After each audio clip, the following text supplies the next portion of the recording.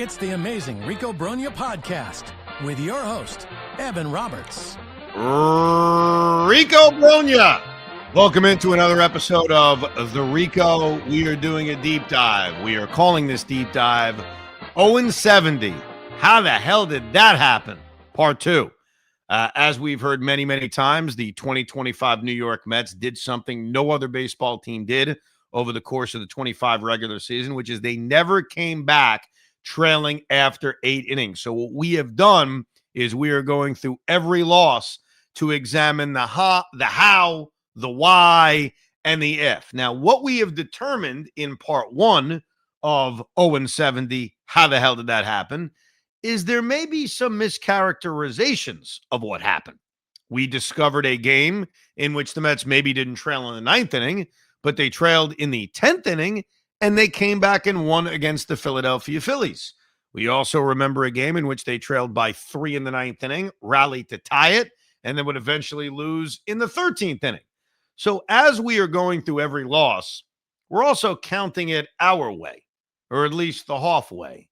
And Hoff has determined through every one of these losses we've gone through thus far into late May that the Mets are actually 1-20 when trailing after 8 innings. So we'll see how our numbers match with the official number. Obviously, that one we are talking about is that game against the Phillies in April, in which they trailed in the 10th. Not the 9th, the 10th. If you missed that episode of the Rico Brogna, certainly go back. We are starting in late May. That's where we left off.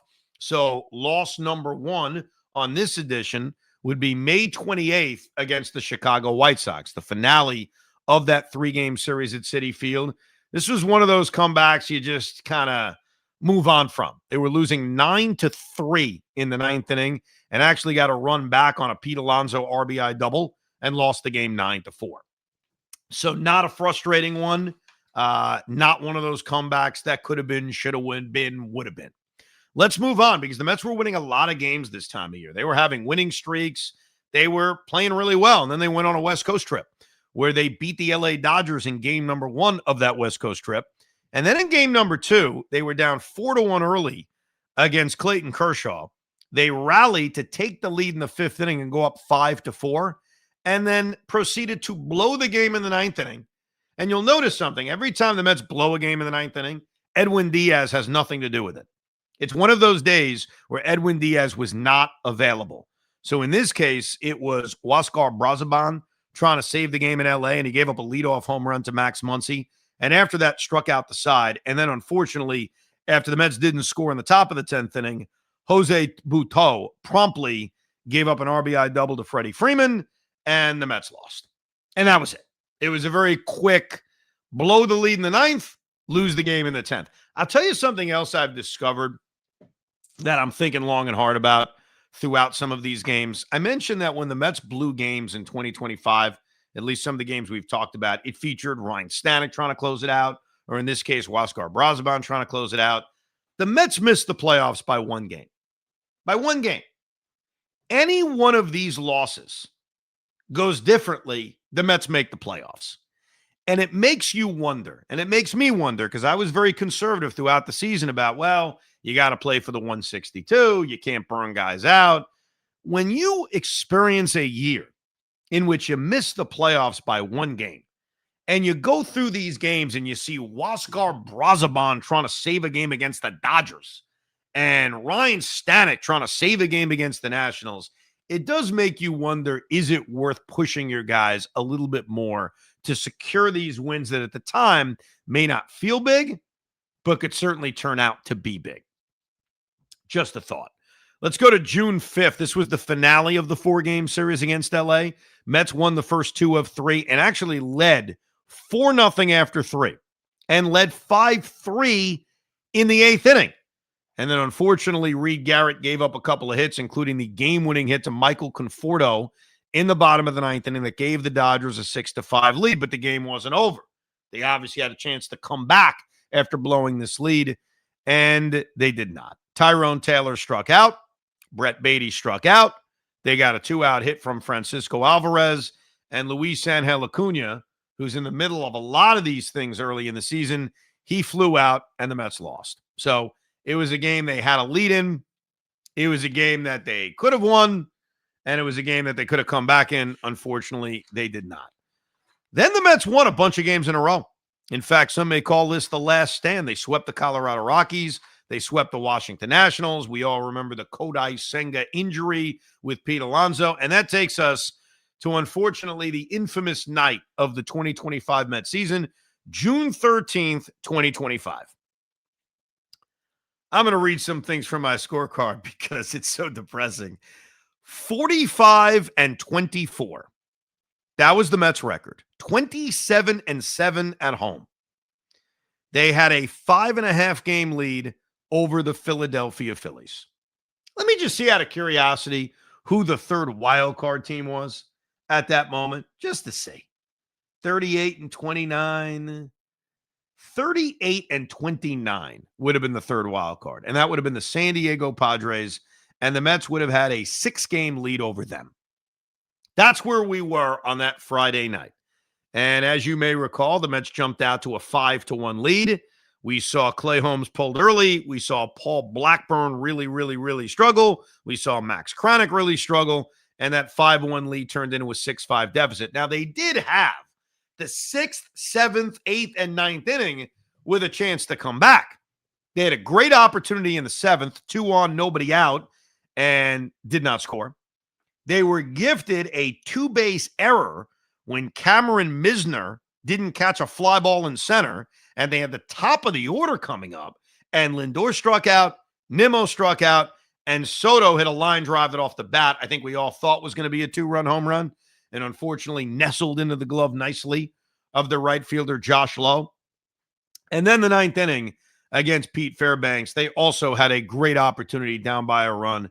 They got a 1-out single by Jeff McNeil, a walk to Starling Marte, and then Brett Beatty grounded out, and Ronnie Mauricio struck out looking. That is, boy, when you look back at that game, just every aspect of it. Like the rally in the 7th that went nowhere, the opportunity in the 8th inning that went nowhere, and then even the 9th inning. I mean, my God. By the way, just for the record, they were down 7-5. There was 2-run deficit, not a 1-run deficit, just to be fair. But still, a lot of opportunities right in front of them. Next day against Tampa Bay, they are trailing 8-4 going into the 9th inning and had no shot. They went down 1-2-3. Basically, ball game over. They had no shot. And then the game after that, they were actually trailing 9-0 going into the 9th inning. And they put a couple of guys on base. They actually had bases loaded, 2 outs for Juan Soto, who ended the game by flying out. Who cares? I mean, they were losing 9-0. So we can't even get nuts about that. Let's get to this loss against the Braves. Right now, the Mets are on a 3-game losing streak. They lead Atlanta 4-1 going into the 8th inning. And that's when David Peterson was allowed to stay in, put 2 guys on base, and then Reed Garrett lit the game on fire, capped off by a bases-clearing 3-run double by Marcelo Zuna that tied the game at 4. And so they blew the game in the 8th inning, did not take advantage of the Manfred man in the 10th inning, and lost the game on an Austin Riley sacrifice fly in the bottom of the 10th inning. So that is not a game that they lost trailing after 8. It's just a game that they flat out blew. Next day against the Braves, they're down 5-0 going into the 9th inning. In fact, Chris Sale actually started the 9th inning and was trying to complete the game. I think that was the game where Chris Sale fractured his whatever, because he made a great diving play on Juan Soto to start the 9th inning. And that's where he fractured his ribs, if I'm not mistaken, and stayed in the game. Got the next guy out, was 1 out away from a complete game, gave up a bloop to Brandon Nimmo before Iglesias came in to get the final out. But moral of the story is they were dead. They were down 5-0 in the 9th inning.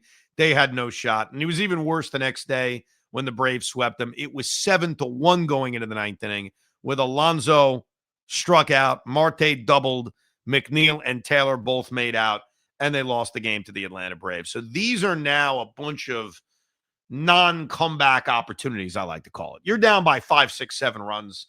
You lost the game far earlier than not showing fight in the 9th inning. They have now lost 6 in a row, by the way, over the course of this stretch.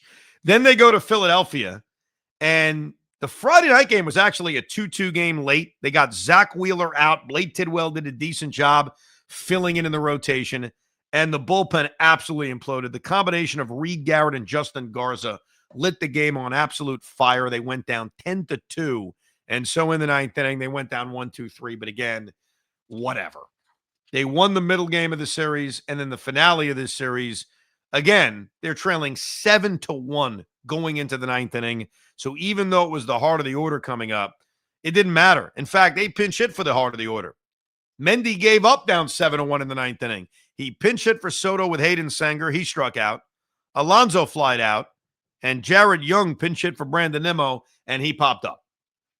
So these are beatdowns. That's what we're talking about. These are non-competitive beatdowns. Now we get to the opener against the Atlanta Braves on Monday, June 23rd. They're trailing 4-2. Now, the biggest memory of this game is not the failed ninth inning comeback. It's what happened in the eighth inning. They're down by 2 runs in the eighth inning.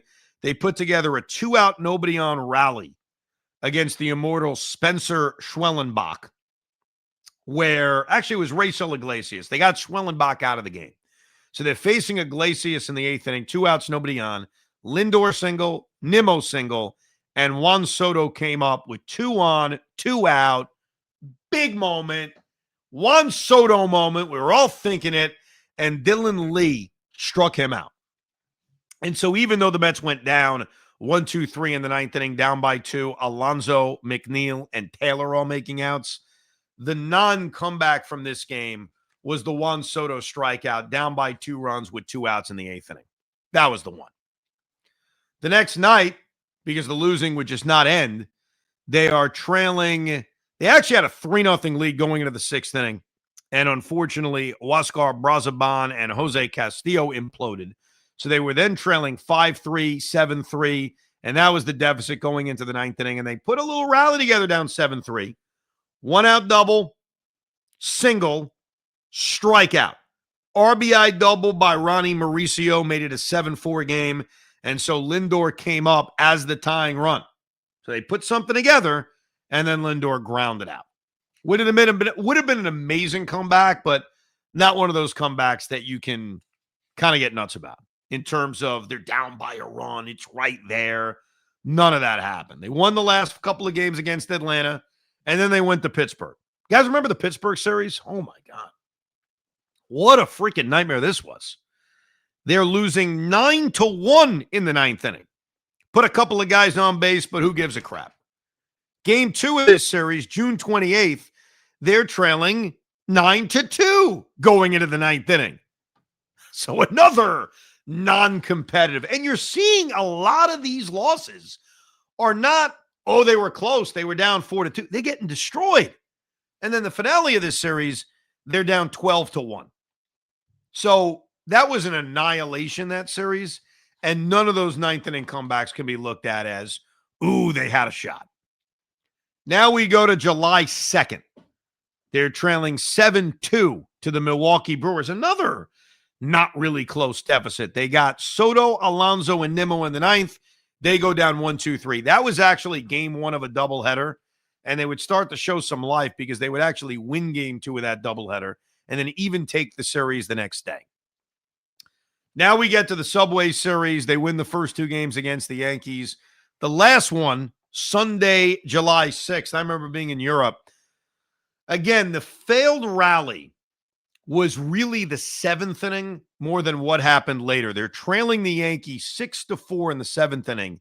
They get the leadoff man on, and that's when Juan Soto hit that sinking line drive that Cody Bellinger made an incredible play on, and it turned into a double play. After that, the Met bats went to sleep. They got a leadoff hit in the 8th, trailing by 2 runs, and then I'm looking at my scorecard. I'm confused. They get a leadoff hit by Ronnie Mauricio, but he's retired 3 unassisted. That's one of those times I look at my scorecard. I do not remember that. So I'm assuming he got a hit and then was out. How the hell was he out then? Because I didn't even write down a double play. Maybe there was a double play. Maybe it was 4:00 in the morning in Europe and I was confused. Either way, they're down by 2 runs. They get a leadoff hit. That rally goes nowhere. And in the ninth inning against Devin Williams, they have 9-1-2 of the order, down by 2 runs. They go down 1-2-3. So a comebackable game, certainly a game they could have come back in, but unfortunately, they don't, and they show no life. Now we go to the Baltimore series on July 8th, the final road trip of the year, going into the All-Star break, and you're about to hear a dramatic comeback. We didn't have a lot of these, and it doesn't qualify in the trailing after 8 innings, but how about trailing 6-2 on the road going into the 8th inning? That's a comeback. Down 6-2 going into the 8th inning against Brian Baker. The Mets get the leadoff man on. Lindor 2-run home run makes it a 2-run game. Soto singles. Alonso 2-run home run ties the game up. It was a lightning quick rally from 4 runs down. They score all 4 runs. First 4 batters of the inning. They don't even make an out. Don't score in the 9th. Then they go ahead in the 10th on an RBI single by Juan Soto. And then Huascar Brazaban gets the last 3 outs in the bottom of the 10th inning to hold on. And the Mets win the game 7-6. So you're not going to count that, Hoff, because it wasn't after the 8th inning. But little mental note that the Mets did have some very impressive 8th inning comebacks, right? We may have to create that new stat. Like, what was their record trailing after 8? They had some good ones, and this certainly would qualify. Down by 4 runs in the 8th inning, they rally, takes them a few innings later, and then they win the game. Not too shabby. Game 2 of this series against the Orioles, also game 1 of a split doubleheader. Also the day we would never see Jesse Winker again because he would take 1 at-bat, pop up, and that'd be it. He'd have back spasms, and literally, we did not see him again. The Mets blew a 1-0 lead in the 8th inning when they gave up a 2-run home run to Gunnar Henderson and then an insurance run on a sac fly by Ramon Laureano. Still could have come back. They're down 3-1 going into the 9th inning. They have the bottom 3 in the batting order, Terrens, Beatty, and the pinch hitting Jeff McNeil, and they go down 1-2-3, down by 2 runs in the 9th inning. Later that day, the finale of the doubleheader, they're down 7-3 going into the 9th inning, and they put together a little bit of a rally. A Jeff McNeil leadoff hit. Vientos strikes out. Beatty walks. They got 2 on, 1 out, so 1 more base runner to get the tying run to the plate. And Mauricio pops up, and Luis Torrens strikes out. And that's how they lose that series to the Baltimore Orioles. They win the first 2 games against Kansas City, and then the final game before the All-Star break was another one of those 9th inning comebacks that get lost in the dustpan of the 2025 season. This was the originator of the tag team game. Sean Manaea made his season debut coming out of the bullpen to clean up after Clay Holmes pitched the first 5 innings. And Holmes pitched well. Manaea pitched well. The Mets are trailing 2-0 in the 9th inning, get a leadoff double by Ronnie Mauricio, an RBI triple by Jeff McNeil, and then tie the game on a sacrifice fly by Jared Young. So they're down 2 in the 9th. They come back and tie it, and then immediately lose the game in the bottom of the 9th when Manaea gave up back-to-back hits and a stolen base. Nick Lofton walked it off in the bottom of the 9th inning. So, again, I think what you do with a game like that is we put it in the corner and we say, all right, they showed some fight. They didn't complete the comeback, but they did come back. It's not like every time they trailed in the 9th inning that they just did not score and lose. This was a gallant comeback. And if Manaea doesn't give up the stolen base, because that was really the killer in this, he gave up a 1-out hit, and then Tyler Tolbert stole second base right off him, which led to Nick Lofton hitting the ground ball base hit. If Manaea could have gotten through that 9th inning, the Mets, with the Manfred man on second, was going to have Vientos, Soto, and Alonso coming up with Lindor on second base. And I remember thinking that at the time. Like, just get through this 9th inning. Keep it tied after this dramatic comeback, and I feel good that they can come back and win this game. That was not the case. We move to the second half of the 2025 season. They opened it up against the Cincinnati Reds. This is going to be painful because if any of these games go the other way, we all know what happens. 8-2, they're trailing in the ninth inning. They actually scored 2 runs to get it to 8-4 and brought the tying run to the plate. So down 8-2, and better than that, better than being down 8-2 in the ninth inning and bringing the tying run to the plate, they did it with 2 outs and nobody on. Let's walk through this ninth inning. 2 outs and nobody on. They're facing Sam Moll. Nimmo double. Mauricio dropped fly ball in right field by the right fielder, Santiago. Actually, who was playing right field? Connor Joe. Connor Joe drops a pop-up. Could have ended the game. Instead, there's 2 on, 2 out. McNeil walks. Beatty infield single. Torrens RBI single. Makes it 8-4, and the bases are loaded for Francisco Lindor, who was 0 for 4 at the time. Works the count to 3-2. Pops up the second base. I think that look, it's tough to ever kill them or anyone for not rallying from 6 runs down in the ninth inning because that's special. That does not happen often. But the more you think about a moment like that, a drop pop up in right field, you work these at-bats, infield singles, walks, you have the bases loaded, and Lindor is up. And you remember all the amazing moments he had from 2024. That was an amazing moment sitting right there for him. That was right there. Can you imagine that? Down 8-2 in the ninth inning, and you rally for 6 runs with a drop pop-up, kind of mirroring 1986 with that game against Cincinnati, minus brawls. That's a missed opportunity. It's not one of those comebacks, again, you're down by a run. How the hell do you not come back? You had 2 on and nobody out. But that's a magic opportunity that's missed.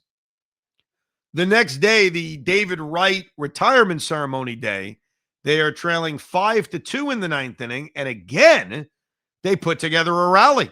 Leadoff hit by Torrens, walk to Nimmo. So they got 3 cracks with the tying run at the plate. And they've got Lindor, Soto, and Alonso. Lindor grounds out. Soto strikes out. Alonso flies out to right field. I'll tell you, that's another example.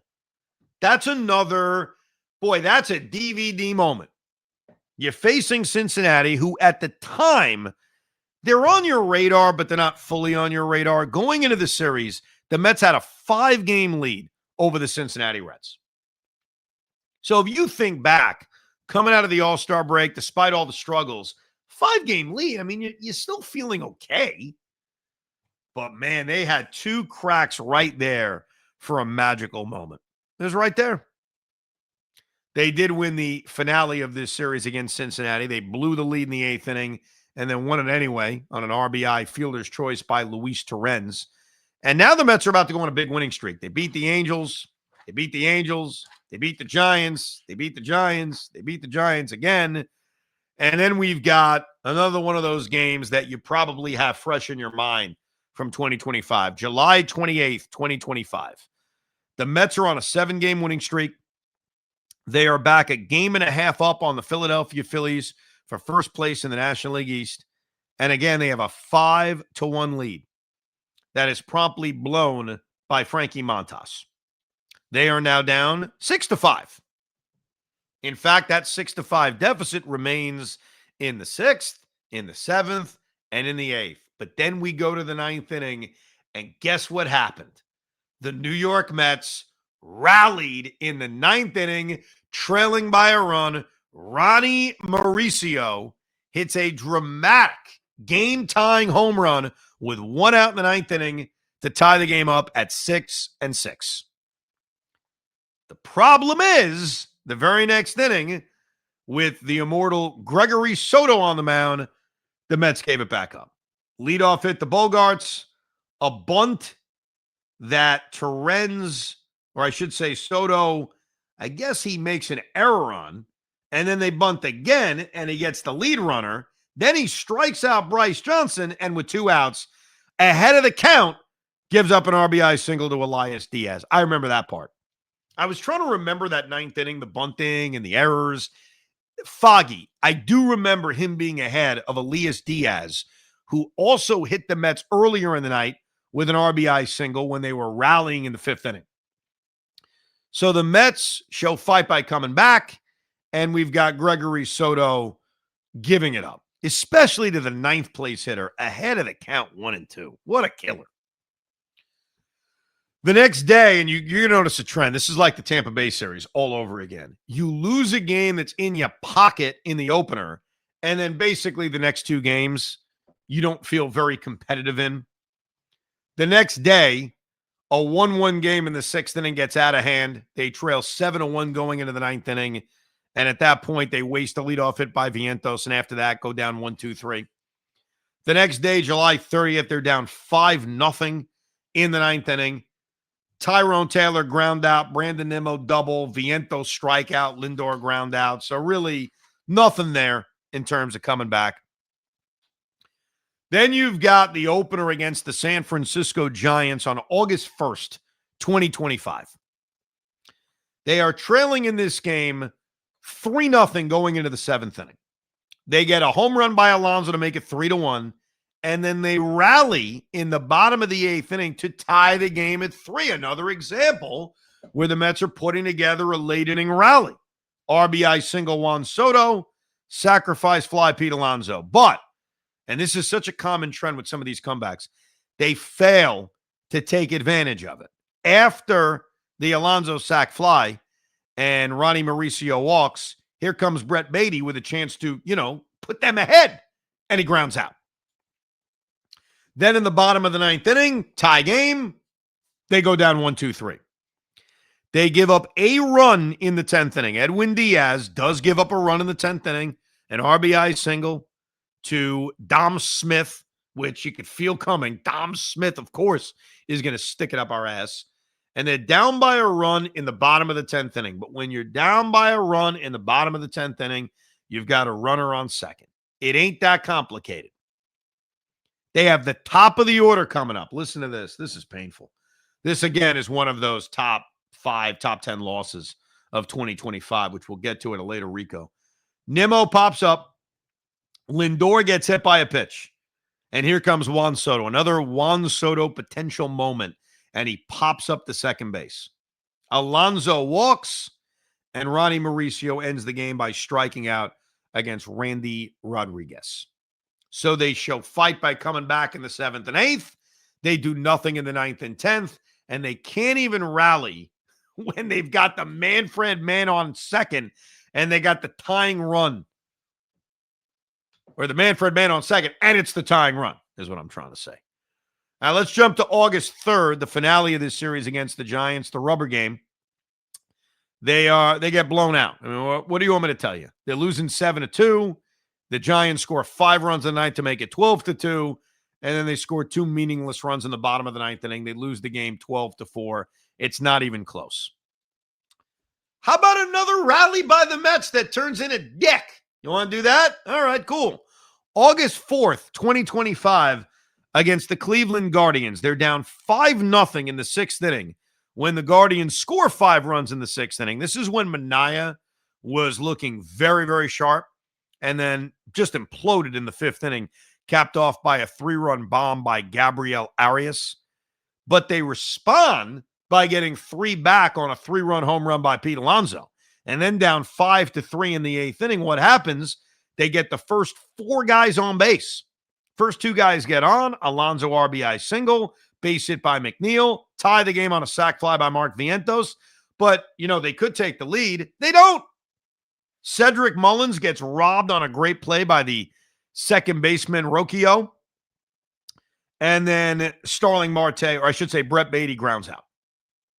So they rally in the bottom of the 8th inning. I mean, rally overall. They're down 5-0 in the 6th, down 5-3 in the 8th to make it 5-5. But the story continues. What happens in the 9th inning? They get the leadoff man on. They have second and third with 1 out. They have bases loaded with 1 out.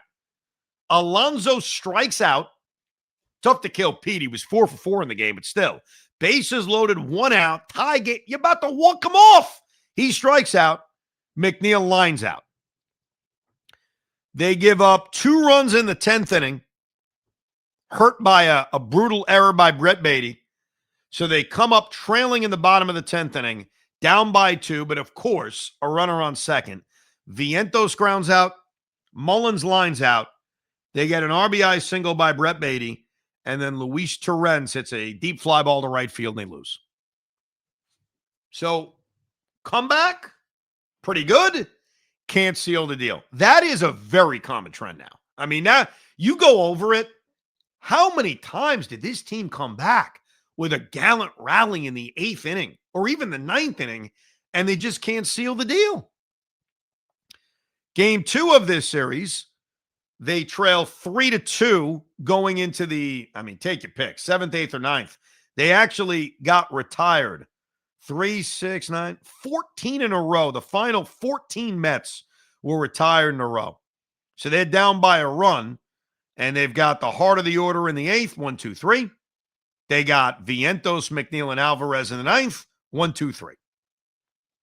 Could not hit Matt Festa, Colby Allard, Jacob Junis, and Cade Smith. Down by a run. The finale of this series, I'll never forget. That was, of course, the Gavin Williams near no-hitter game. I went to this one.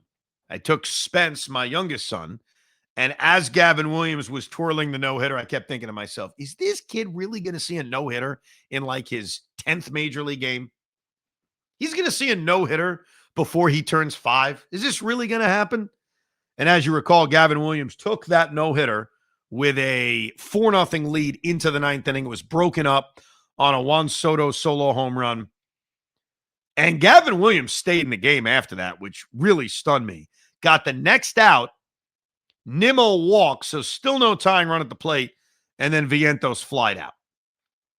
So really it wasn't about the rally per se down 4 runs. It was more, hey, are they actually going to, get no hit by Gavin Williams? It turned out not to be the case. Let's get to the Milwaukee series, which was a disaster. They go up early 2-0 in game 1. They give up 3 runs in the bottom of the 5th inning to go down 3-2. So they're down by a run going into the 9th inning, facing Trevor McGill. 2 outs and nobody on. Alonso grounds out. Nimmo flies out. They get a double by Starling Marte. You guys remember this yet? You're about to remember it. I can promise you that. A lot of these games are easy to forget. You're not going to forget this one. We did a Rico right after. Double by Marte down to their final strike. Jeff McNeil hits a base hit, and Marte gets thrown out at the plate by Blake Perkins. So many things on this. Number one, should they have pinch run for Starling Marte? Should they have sent Starling Marte? And are we just doomed with horrible luck?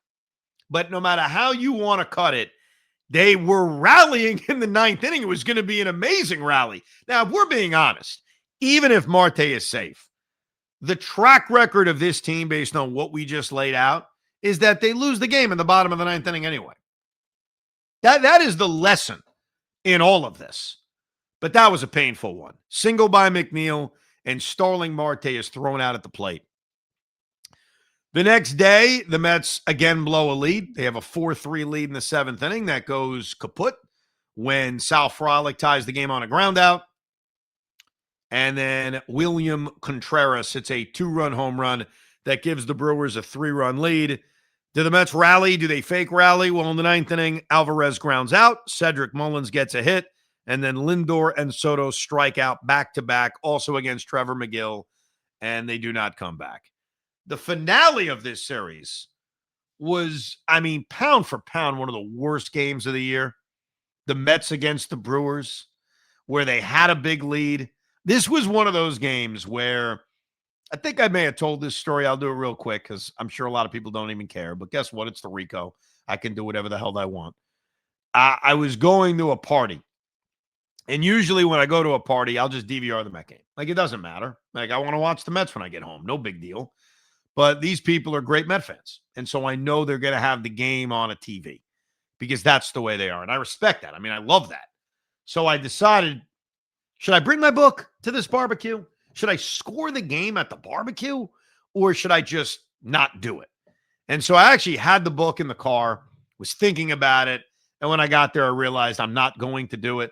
And of course, my wife said something uncomfortable like, hey, Evan was going to score the game. And they're like, oh, he should score the game. I'm like, I'm not scoring the game. What are we doing? But score the game or not score the game, the Mets built themselves a 5-0 lead with Sean Manaea on the mound, and this game was like the 2025 season. This game is the 2025 season. It was a slow death. They're up 5-0, then it's 5-3. Oh, okay. Then it's 6-3. Then it's 6-5. Then they let the lead get gone in the bottom of the 8th inning. It becomes a 6-6 game on an RBI single by Joey Ortiz, and I think it was an infield hit. Then it's too late, but they go to Edwin Diaz anyway.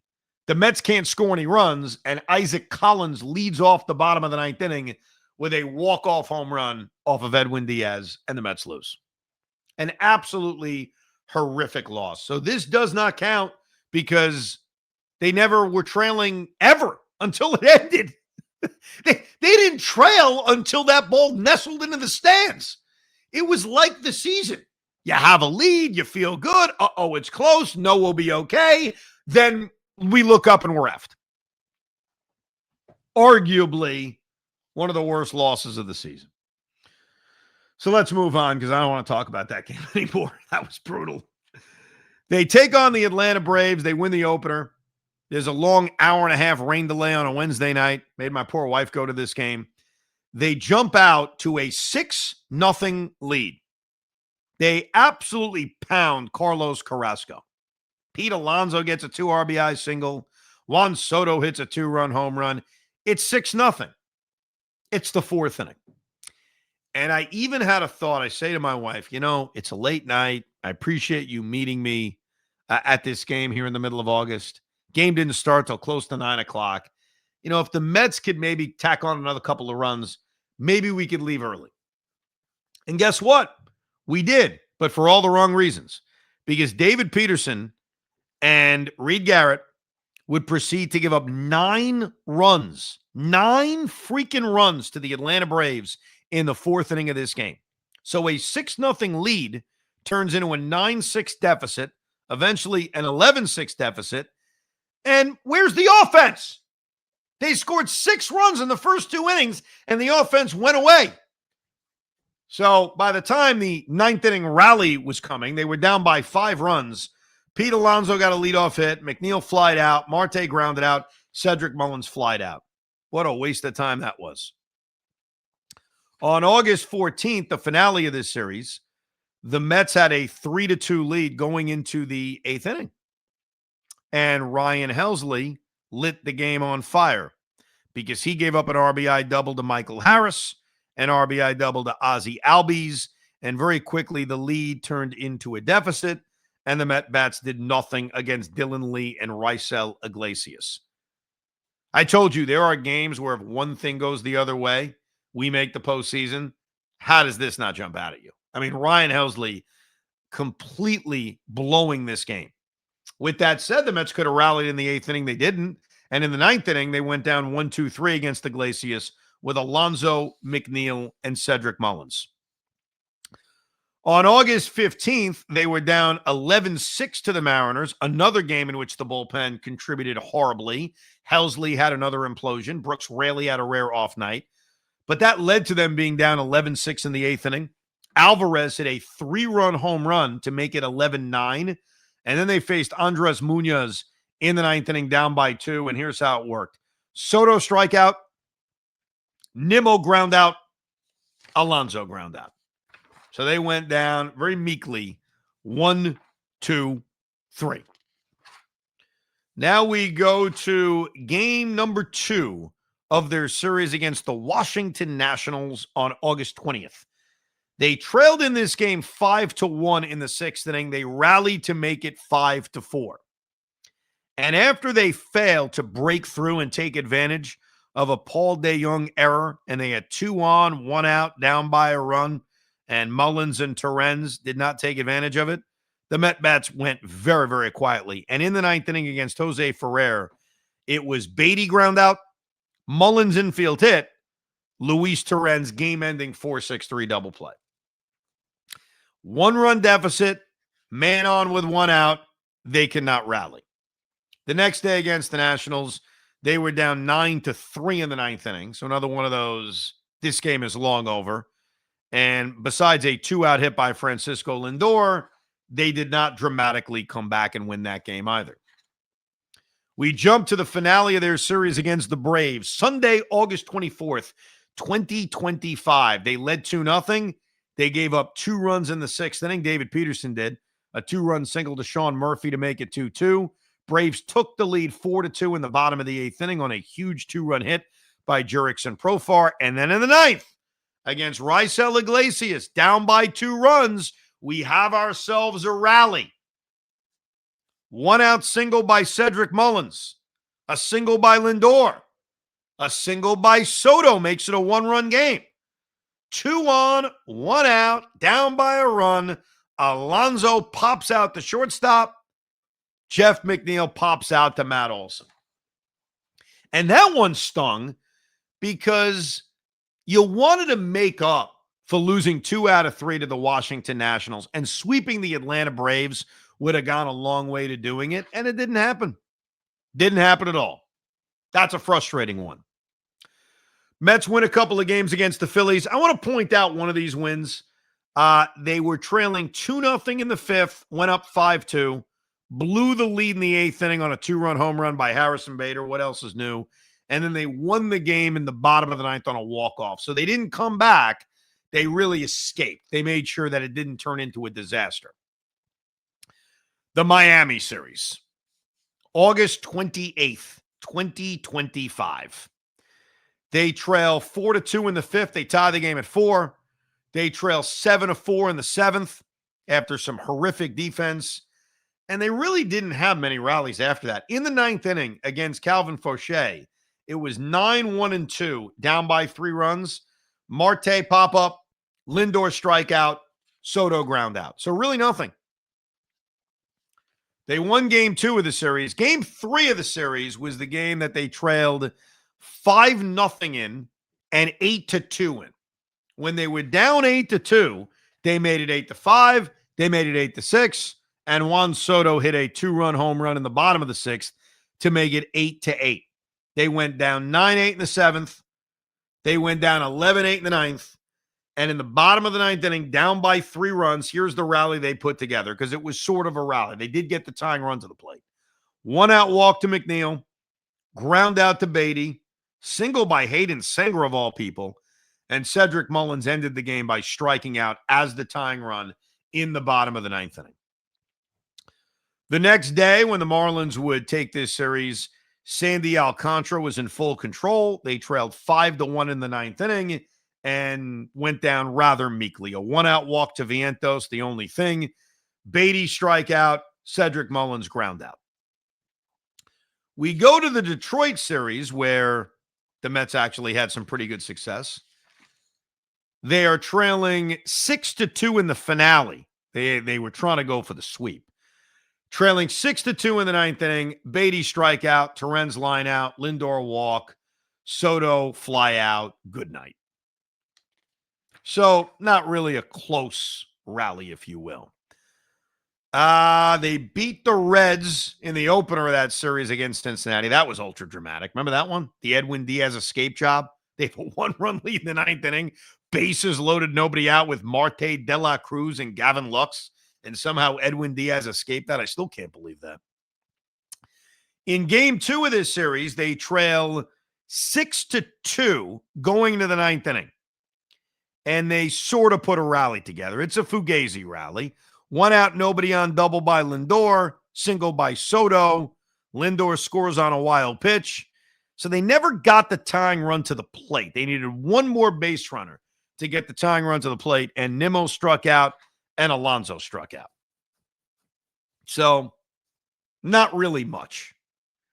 In the finale of this series, the rubber game against Cincinnati, they trailed by a score of 3-1 going into the 9th inning.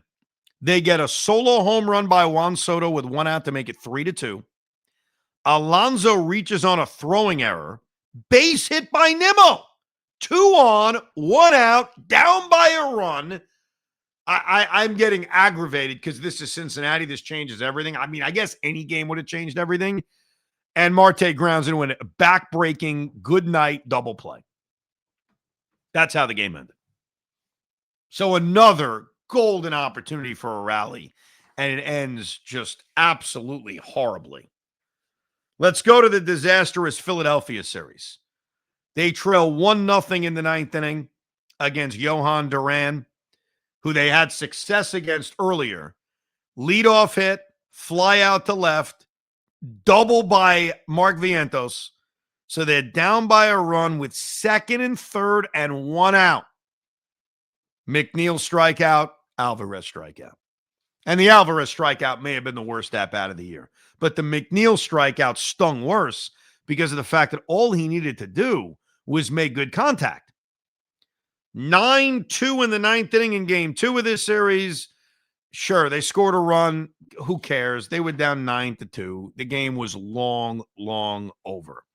Speaking of long over, they were down 11-2 in the ninth inning of game 3 of this series. Again, scored a nice run, yippity-doo-dah, to make the artwork look good, but the game was long over.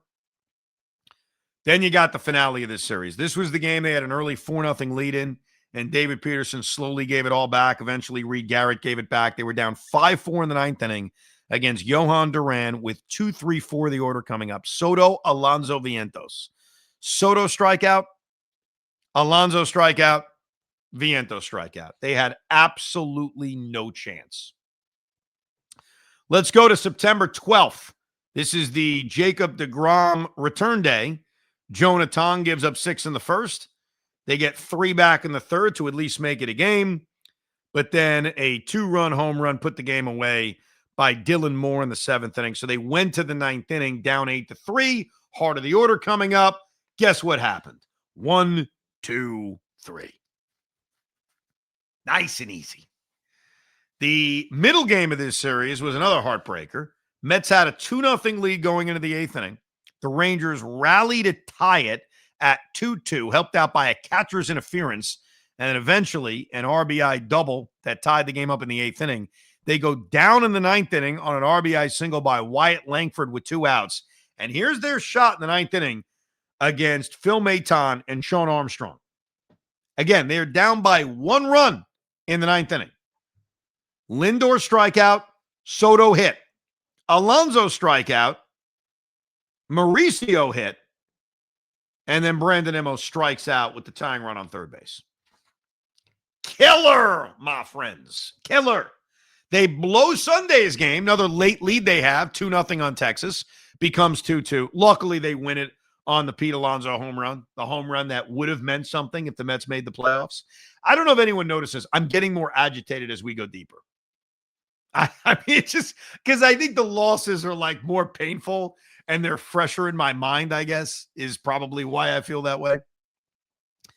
Anyhow, we get to the Padres series on September 16th. They won game 1. They did lose game 2. They were trailing 7-4 in the 9th inning against Robert Suarez. And they did get the tying run to the plate. Leadoff hit by Brett Beatty. Ground out by Alvarez and Vientos. Walked by Lindor. And when Lindor walked, the thought was great. Juan Soto, here's your shot. Here's your moment. Tie game. You've had a wonderful year, which he was statistically, but the moment was still kind of missing. And he grounded out back to the pitcher. So 7-4 tying run at the plate. Soto grounds out. Now the Washington series.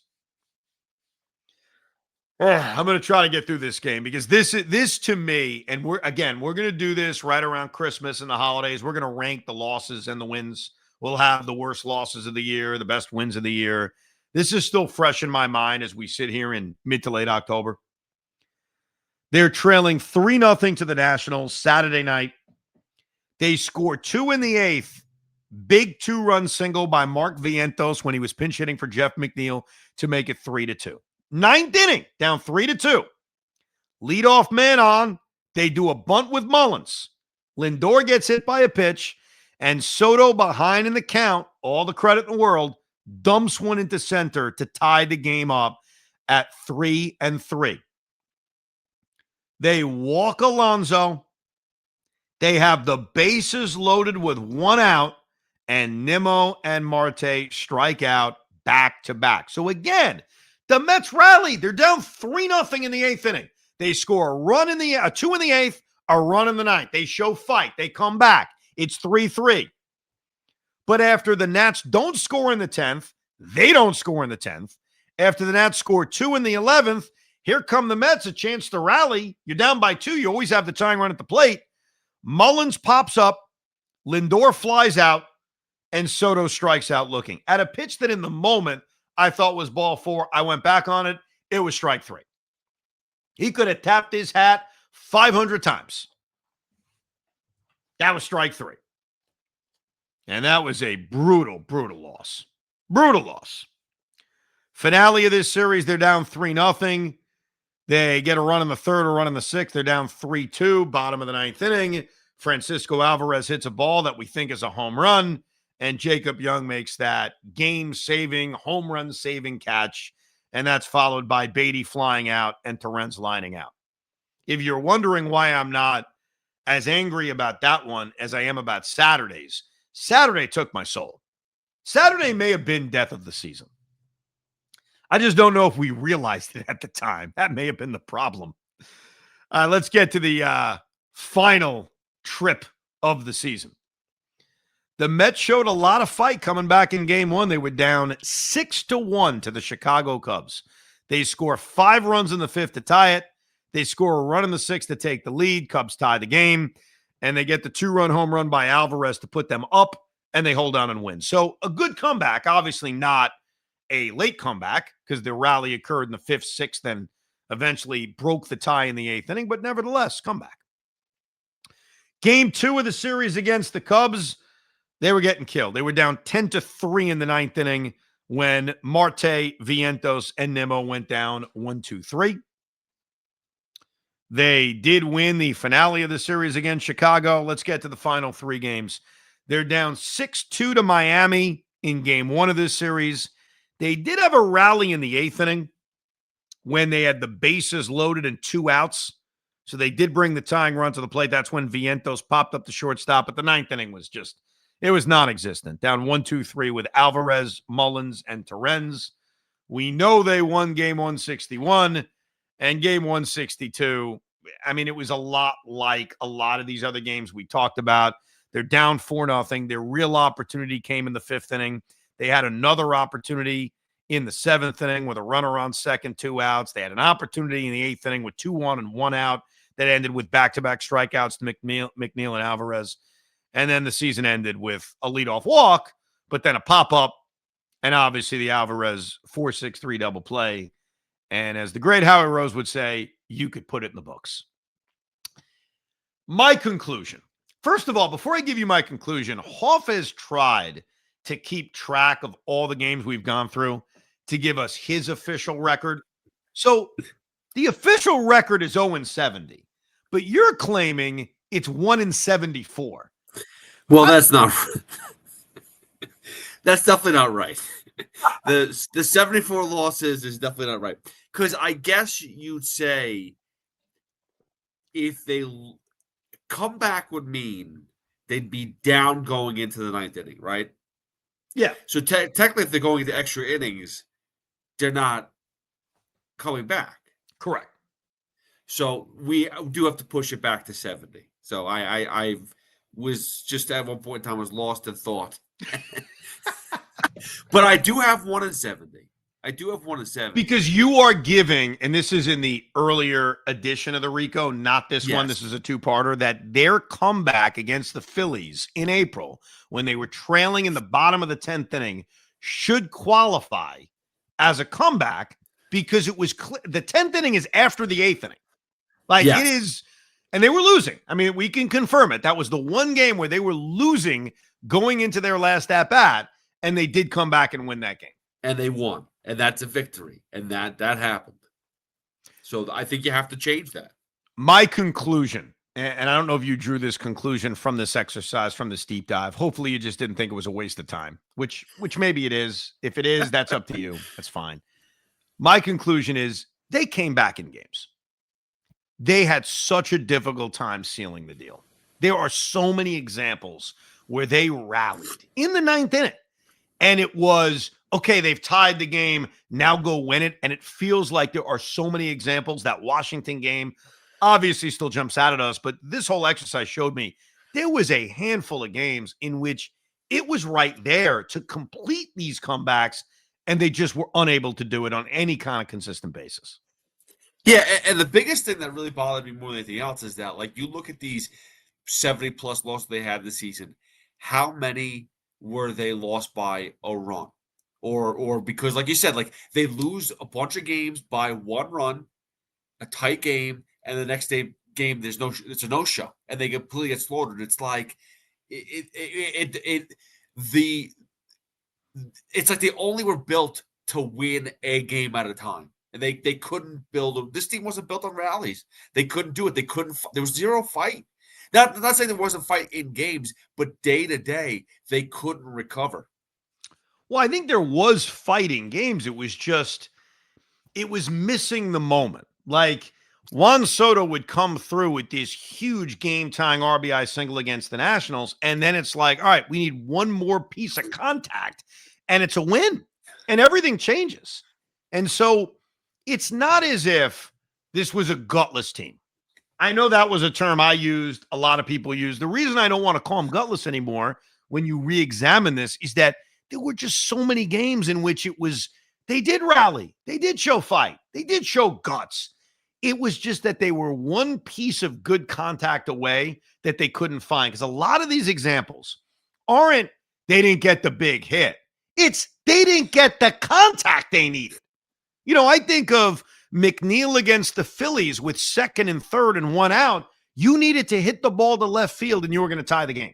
Or the game against the Nationals. Brandon Nimmo hit the ball to right center field and you win the game. There were a lot of examples of that. A lot of examples of they rally in the ninth inning and then they just can't win it in the bottom of the 10th. And now it goes to the 11th and then they lose. Or the 12th and then they lose. Or the Dodger game, it goes to the 13th and they lose. They rallied probably the normal amount of rallies. You know, we said it before part one. The rallying of coming back eighth inning or later is usually about 5 or 6 in a given season. If you lead the league, maybe it's 8 or 9. It's not like it's some absurd number. They were contact away from doing it 4 or 5 times. It was right there. So I think what this exercise taught me, and it's obviously up to everybody who listened, if you did, and how you want to interpret it, is not that they were gutless. It's that they just missed these small opportunities to complete comebacks. They made comebacks. They couldn't complete them. That's my diagnosis. And here's the thing, too. It was the wealth was spread all over. They all were part to blame on this. Every single one of them. You know, I've talked glowingly about Pete Alonso's year. There are plenty of moments that Pete Alonso could have made the difference. It was really everybody contributed to this. Well, we hope you enjoyed it. What's your feedback? Not necessarily on the podcast. Maybe you never want to hear that again, but on what we may have learned about the Mets' inability to come back when trailing after 8 innings. You can email us to ricob@gmail.com, ricob@gmail.com. We appreciate you listening. Remember to rate, subscribe, and download Rico Brogna. Thank you very much for hanging out with us on this deep dive. Rico Brogna. We hope you enjoyed this episode of the Rico Brogna podcast. It's amazing, isn't it? Make sure you download it now to keep it on you at all times.